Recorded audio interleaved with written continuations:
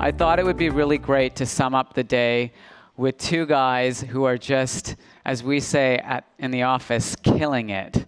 Marco Bizzarri is the CEO of Gucci. In October, the company reported a 17% rise in quarterly sales, and that is in a flat luxury market in a crisis situation, and it's the highest organic growth rate for Gucci in more than 5 years. And Jose Neves is the founder and CEO of FarFetch, one of the fastest growing fashion companies in the world. So who better to help us make sense of managing a fashion business in a time of change than these two guys? So let's welcome them.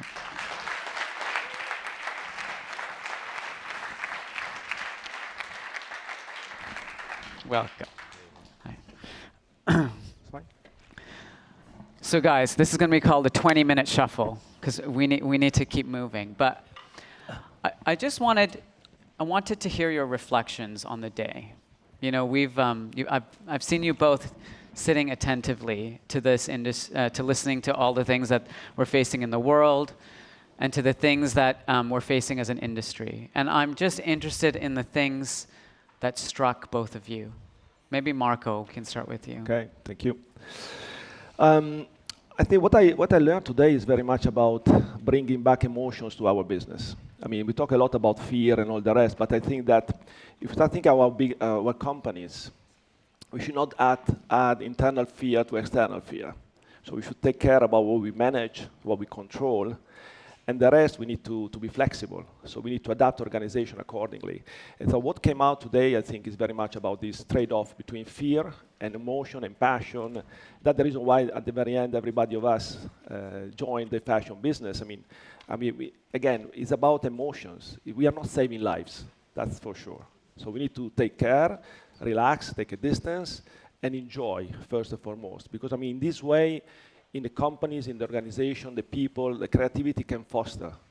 But otherwise, I mean, we are going to do what other people are doing. So we need to foster diversity and inclusivity, because I think that brings business, not just because we are ethical per se. Mm-hmm. Jose? Well, it was very emotional, actually, at times, and thought-provoking day. And I think, you know, I'm an optimistic by nature. Otherwise, I wouldn't have started a business. For example, take climate change. We were actually in New York at the same place, and we heard Al Gore saying he is more optimistic than ever that we are actually going to tackle this problem. And he said he is optimistic because of the disruptive advances of technology. So Moore's law applies to transistors, but it actually applies even better to solar panels. Yeah. So solar panels, the cost of renewable solar energy is just like going down, and it's now very competitive to oil and coal and all of this. Not only that, technology is enabling smart grids, which completely will disrupt the way we have to produce energy and will make traditional power stations irrelevant and inefficient. So these forces of disruption and technology, they can be forces for good. And we've also heard about Instagram being a vehicle for models that maybe were cast away and to come back and show, actually, I know how to do my job. And actually, I was quite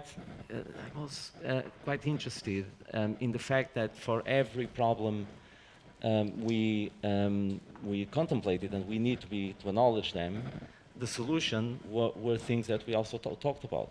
So, for example, globalization is a problem. So, as a company, how do you tackle globalization? Well, by having a very diverse team. Because if you have a very diverse team from many nationalities and faiths, and you will be able, as an organization, to actually embrace globalization in the right way. So it's almost like a symmetry between the Yeah. between the solutions and the problems, basically. So and I found that quite interesting. Yeah. If there was one thing that each of you was going to do following, what we've learned today, and go back to your business tomorrow, you'll be back, Jose, you'll be back in London and Silicon Roundabout area, and Marco, you'll be back in Milan or jetting somewhere around the world. Like, what are the things as you look towards 2017 as a manager, as a CEO? I believe that we are used to, especially global companies, we are used to organizations that's too big, too complicated, like ministers, and everybody needs to playing a role of filling his job. So in reality, we need to have organization much more fluid, much more quick in decision making, because the world outside is moving very fast. And it cannot just depending from the management team, the management committee. It should be something that is coming from the bottom, and having the possibility of really be empowered, all the people in the organization, and try and test. I mean, the CMO of Tommy Hilfiger was saying that very, very precisely, I think. And I think that when you are able to create desire, create something that intercept megatrends, is not finished. Because the product, we are in fashion. We are used to have people and brands that are there today, 17%, and tomorrow minus 17. So before going there, we need to make sure that the company is sustainable enough in the sense of all the companies ready with the people to be sharing the same values of happiness, respect, joy, and be quick and be responsive for what they do. That to me is the big shift that we need to face in the coming years in fashion. Again, I think that the consumers outside are changing very quickly, the behavior is changing very quickly, but for me the most important customer that I have is my sales assistant in Minneapolis. If these people doesn't understand who I am as a brand, what are my values, values are more important than strategy today, because we talk about people and communities. So if you're able to create this community of people that identify themselves together with the brand, together with core values, then you can really create a sustainable development, sustainable success for the brand, despite the trend that you can have in terms of product. Yeah. Jose? I think it was really refreshing to hear companies that are gigantic, such as Gucci and Tommy Hilfiger, talking about disrupting their own business models and about innovation as a core value of the organization, because it's not easy. If you're a huge company, it's not an easy decision, and it can make or break the company. So I absolutely admire that courage. We're a tech business, so we have this very much in our DNA. And actually, it's all about the people you hire. So you need to get surrounded by dreamers, and again, dreams coming into the equation. Ideas people that dream during the day.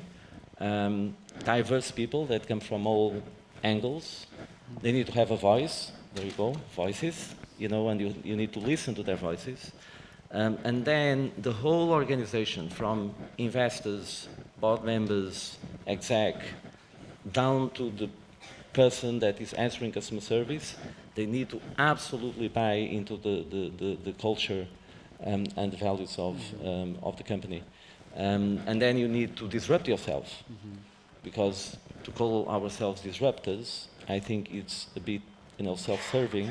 And actually, we are at the moment being disrupted, and we don't even know. Yeah.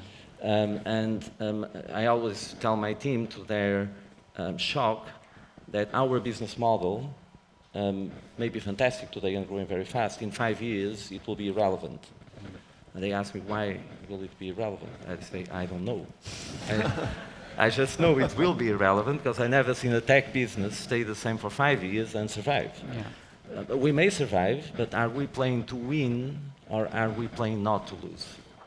And when a company starts to play not to lose, in the current days, with the forces of globalization, technology, all the stuff we heard today, they're going to lose. Yeah. It sounds like what both of you are saying in slightly different ways, but is that at the end of the day, operating in an environment where everything's changing so quickly, you have to rely on agility and your ability of your teams to be able to change, and that's down to this mindset, which I think is really interesting because it's something we don't talk about very much in our industry as culture. And Marco, you and I did quite a long interview once on culture, and how the culture of Gucci when you arrived as CEO and the culture that Gucci became. But I think it's such an important thing, this idea of mindset and behavior as you think about building teams that can operate in this kind of environment. So as disruptors, as managers, really it's about managing people so they're able to change. So what is the best example you have of a way that you've been able to incorporate that kind of culture? To be able, you both said, it comes down to the teams and it's about, making sure they understand the vision, but how do you do that? I mean, it's quite tiring, I tell you, in the sense that, you need, especially in Gucci, we have 11,000 people. So especially when I joined, and we did the first show with Alessandro. For 9 months, we didn't have any product in the shop. So I needed to speak and to meet all the people, most of the people of the company, to explain what we were doing, because we were looked like crazy. So we talk about this new change, a new aesthetic, and then the product was always the same. So in this bridge, the communication, internal communication, the empathy that you can deliver to the team is key. Because most of the people, they could potentially leave, going to other brands, etc. So this moment of internal communication is at least as important as the external communication.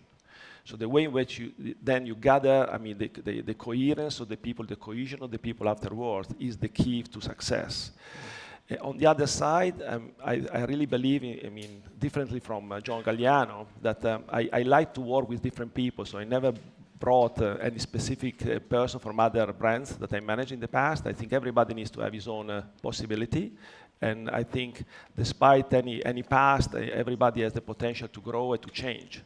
And that as well give loyalty, because if you don't go there just to fire and cut, that is not the way. When you join a company, you don't start from figures, you start from the dream. Otherwise, we are not in fashion, we do something else. So that, to me, is mainly the main activity that has been done in Gucci, and for my experience as well. Jose, you have a different challenge, which is, your company started as a very small company. I think there's over 2,000 people at FarFetch now, or something like that? 1,300. 1,300. So maintaining that kind of startup culture as a company grows, and also being able to, startups are amazing because, I know this from my own company, we can literally make a decision and do it the next day, if not that afternoon. But as your company grows, how do you maintain that culture? It's not easy because the risks, the consequences of the risks get amplified. And also the rewards for doing what you do well, just a little bit better, are huge. Yeah. So if we increase conversion rate by 0.01%, it's another 50 million in the bank. So, Lucky you. But you're in the same game, so you know how this is. So you come to a point where there is a tension between optimization and innovation, and you need to do both. And great companies like take Google, they are absolutely fantastic at optimizing the cash cow. But then they take the profits from that cash cow and they keep reinventing their business model in things that look like distractions. Why does a search engine company create an operating system for mobile? They would be dead if they didn't have Android, because the world is now mobile and they would be in the hands of probably Microsoft and Apple now. So, so it's this tension that we need to manage. So I've actually written a manifesto, sent it to everyone in the company. Yeah. Okay. What does the manifesto say? Many things. For example, that you announce innovation, because then it has to happen. It's like going to the gym. You announce to your family, from now on, I am going to gym every single day, and you guys are going to punish me if I don't. You make a verbal commitment. You make a verbal commitment, and then it just has to happen. So that's one little trick. Yeah. not to try to measure return on investment of completely new disruptive ideas, because if they're really disruptive, you cannot measure the return on investment. It's impossible. You can measure return on investment on optimization, on sustaining innovation, not on disruptive innovation. So there's, simple things, but we try to live them every single day, and we actually stamp everything we do in the company in three colors. What is optimization? What is sustaining innovation? What is disruptive innovation? So if you look at our roadmap, it has all of this. Optimization, sustaining innovation, disruptive innovation. And disruptive innovation gets a special treatment. That's because great. you can create a spreadsheet, it will say whatever you want it to say. Yeah. It could be $1 billion. I might steal that idea. Yeah, like absolutely. That. Speaking of making commitments and putting them out there, and when we were planning Voices, it was obviously quite an ambitious project.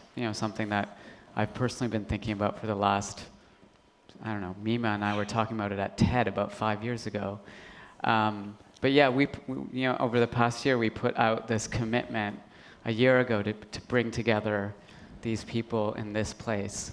And I have to tell you, not everyone in my team was like ready to go and do it, because it was one of those moments where you just say, okay, we're going to do it. And once you've said you're going to do it, you kind of have to do it, right? And it happened. And you it did happened. a fantastic job. And it Congratulations.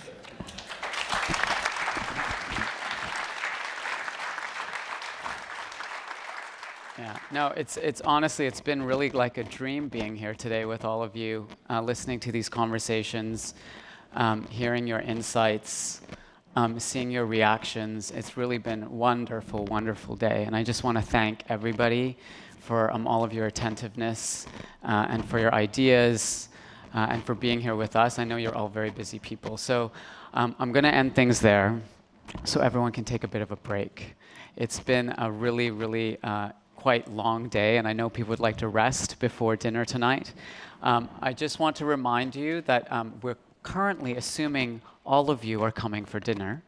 If for some reason your plans have changed and you're no longer coming, if you could please let the people at reception just behind that white wall know, that would be really helpful. Otherwise, for many of you, now it's time to go off to have your face readings with Dr. Nigma Talib, who many of you will meet tomorrow. And there's a yoga session being held by District Vision to kind of ease some of the tension from the day. And we'll see you for the gala party tonight at 8:30. Have a lovely evening. Thank you. Thanks a lot. Thank you.